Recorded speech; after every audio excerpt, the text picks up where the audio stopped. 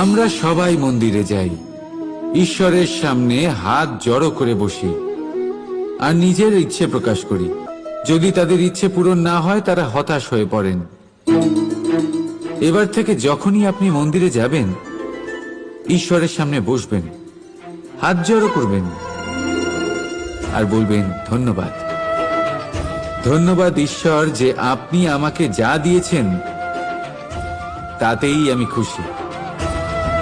শুধু আমাকে পথ দেখাবেন যে কিভাবে আমি নিজের কর্মের দ্বারা, শুধু আমার কর্মের দ্বারা সেই সব পেতে পারি যা আমি চাই।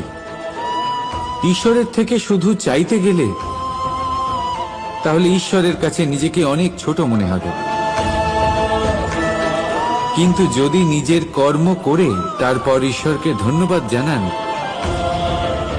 তাহলে সঠিক রূপে আপনি ঈশ্বর লাভ করবেন।